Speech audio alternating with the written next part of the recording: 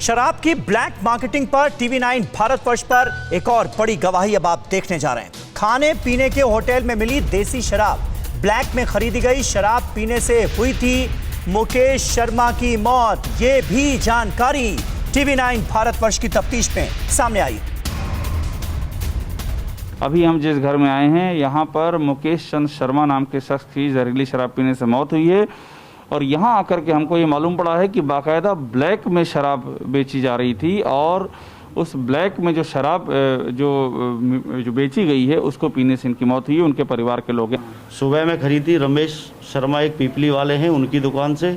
दोपहर में दो भाई हैं राकेश और देबू किरोड़ीमल के पुत्र हैं दोनों। किसी के पास ठेका नहीं है, ये सब ब्लैक का है। गोरख धंधा ब्लैक करने वाले हैं। आप मुझे बताइए, जो जठारी में हम एक दो घर और भी गए, वहाँ भी मालूम पड़ा कि ब्लैक में ही बिक रही थी।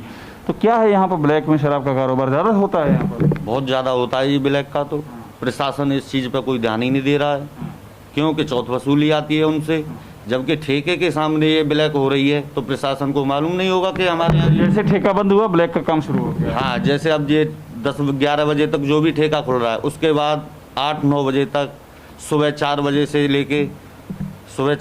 लेके 10 बजे तक खुलता है, क्योंकि ठेका तो खुलता नहीं है।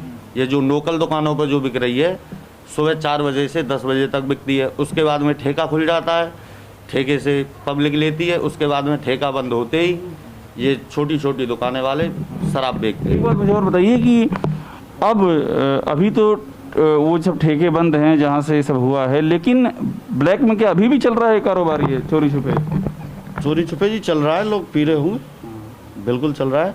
और एक चीज़ और है, प्रशासन FIR वगैरह की उनकी जो अंतरात्मा की धारणा है कुछ अलग है।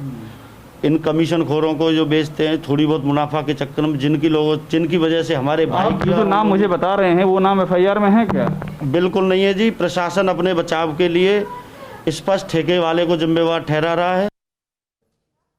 और अभिषेक उपाध्याय हमारे साथ मौजूद हैं। अभिषेक, आपकी ग्राउंड रिपोर्ट्स में जो गांव वाले हैं, जो पीड़ित लोग हैं, वो अभी भी कह रहे हैं कि जो असल लोग इस गोरख धंधे के पीछे हैं उनके खिलाफ FIR हुई ही नहीं है। तो तफ्तीश चल किसके खिलाफ रही है?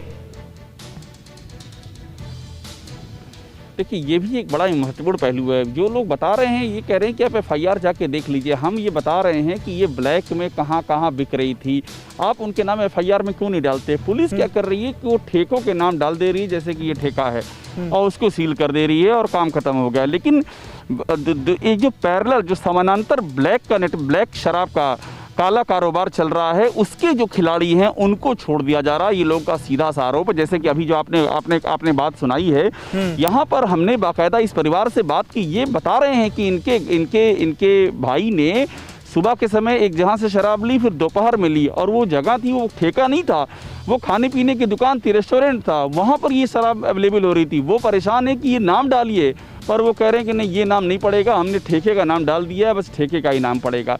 तो अब यही समस्या है कि जो नेक्सस है, जिसमें कि ये पूरी की पूरी एक ब्लैक इकॉनमी, जो काली अर्थव्यवस्था को चलाया जा रहा है शराब की तस्करी की, उस अर्थव्यवस्था पर चोट इसलिए नहीं आ पा रही क्योंकि उसके किरदार FIR से गायब हैं, उनका नाम नहीं शामिल किया जा रहा है। घर वालों का सीधा सा आरोप है। बिल्कुल अभिषेक, बने रहे आप हमारे साथ।